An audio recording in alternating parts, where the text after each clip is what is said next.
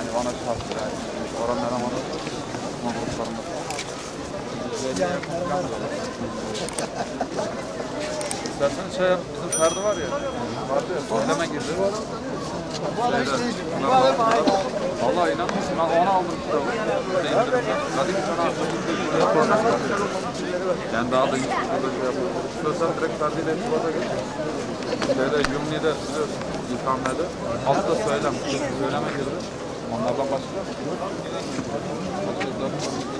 Live oluş yok hayır. Osman onu daha şey. Cuma ortasında bir şey. Daha sıcak diyor. Ama 5 milyon falan yapacağız. Bunlarınkileri bizden alır. Yani işte aklımda. Ya hadi tutmuş mu? Cenaze namazı için arkaya doğru geçelim. Yavaş lütfen.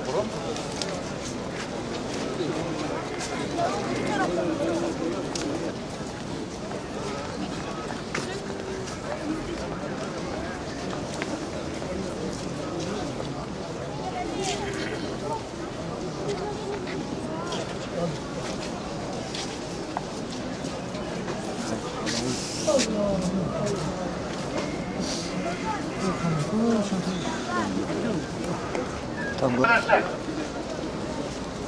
geçen bayrağı dışında lütfen başka bayrağı dalgalandırmayalım. Tamam. Sen kal. Soğuk hala ver. Loksumat Çeçenistan'ın devlet başkanı için onun kıyami cenazeye soğuk kavun dik gösterdi. Düzeniye siyah. Çeçenistan dışındaki... Evet sağ olun. Allahu Ekber! Allahu Ekber!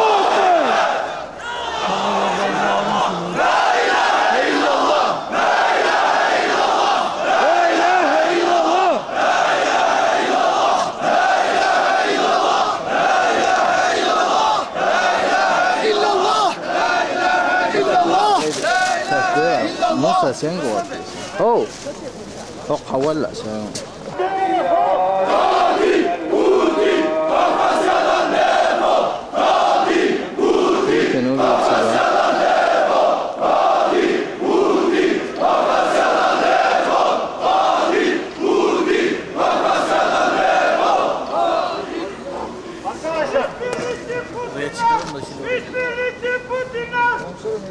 Tekbir! Allahu Ekber! La ilahe illallah! La ilahe illallah! La ilahe illallah! La ilahe illallah! La ilahe illallah! La ilahe illallah!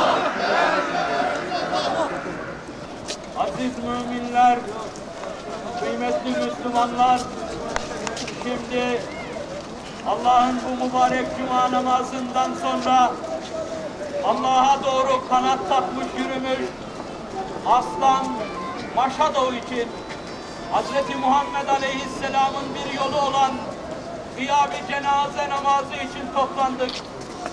Önce niyet edeceğiz.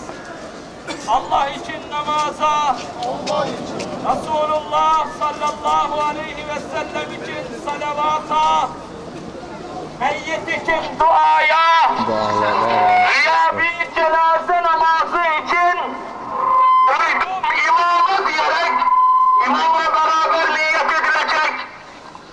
Birinci tekbirin ardından Sübhaneke ve Celle Senaike ile beraber okunup ikinci tekbirin ardından Allahümme salli Allahümme barik duaları ve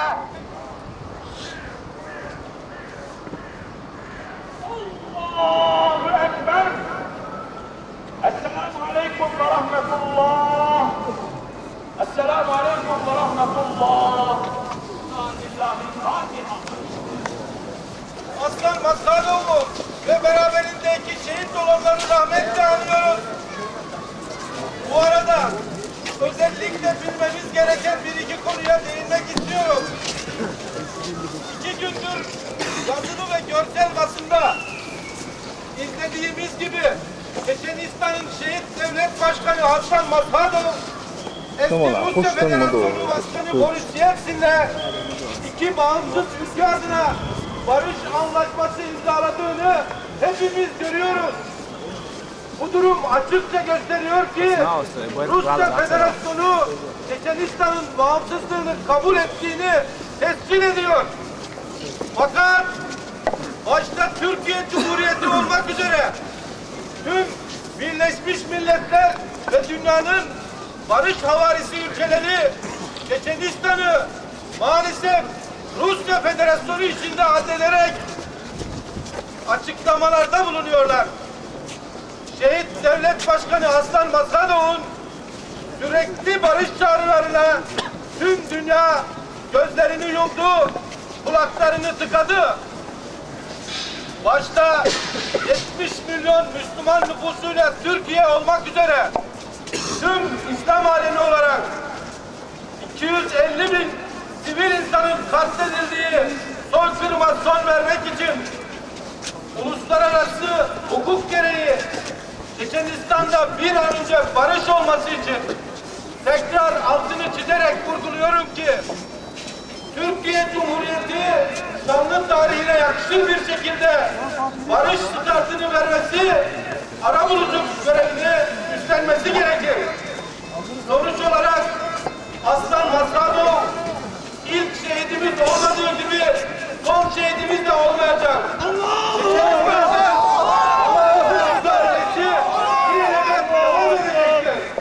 Yaşasın Çeçenya! Direnişimiz! Yaşasın Çeçenya! Direnişimiz! Yaşasın Çeçenya! Direnişimiz! Yaşasın Çeçenya! Direnişimiz! Biliyorsunuz şehidimiz Aslan Masadov tüm demeçlerinde ve sözlerinin sonunda 3 defa tekbir getirdi. Onun için bir saniye arkadaşlar, şu anda burada bulunanlar, bulunmayanların duyacağı bir şekilde, şehidimize yakışır bir şekilde 3 defa tekbir getireceğiz. Allahu Ekber!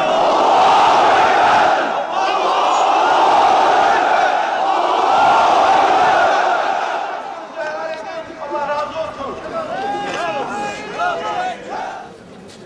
Bugün Aslan Masadov'un şehadeti için güya bir cenaze namazı kıldık. Allah kabul etsin. Masadov'u yakından tanırdık. 2 yıl önce dağlara çıktı. Kendisine çok teklifler yapılmıştı. İsteseydi saraylarda yaşardı.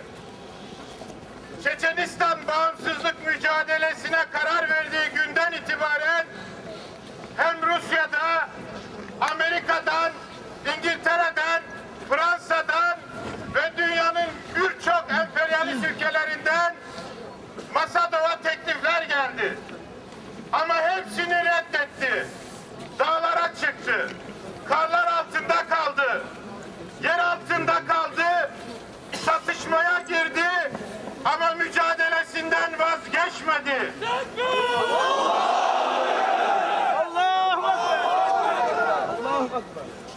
Allah rahmet eylesin.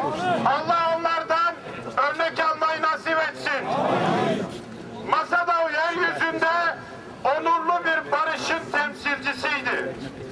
Barış istiyordu. Ama 250 bin kan dökülmüştü.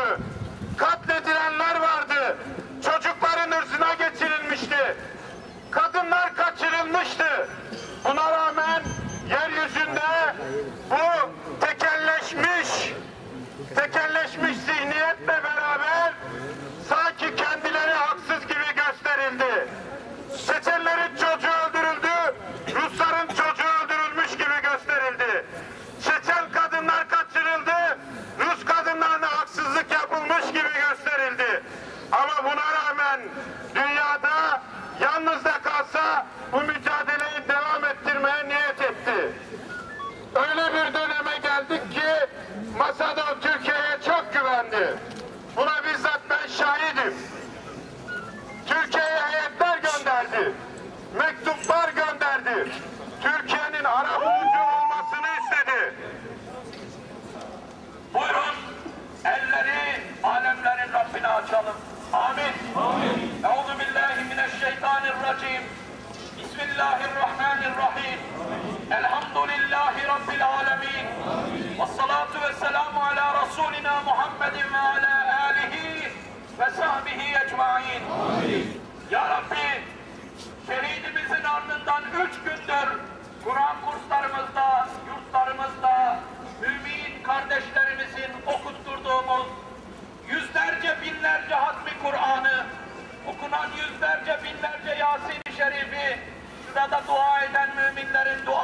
kabul eyle. Amin. O okunan Kur'anların kudretiyle Aslan Maşadov merhumu cennet sokaklarında Hazreti Hamza radıyallahu anh gibi, Hazreti Ali radıyallahu anh'larla beraber Hazreti Muhammed aleyhisselama komşu eyle. Amin. Ya Rabbi, onun mücadele ettiği davayı sen Çeçen dağlarında, Filistin yurdunda, Irak sokaklarında, Keşmir'de, Doğu Türkistan'da bütün Müslümanları yeryüzünde kafirlere karşı galip eyle. Amin. Müminlerin kalbine cesaret nasip eyle. Amin. Okunan hatmi Kur'anları ve Yasinleri bütün şehitlerimizin Aslan Maşadov'un mübarek ve muazzez ruhu için ve bütün şehitlerimizin, bütün gelmiş geçmişlerimizin ruhları için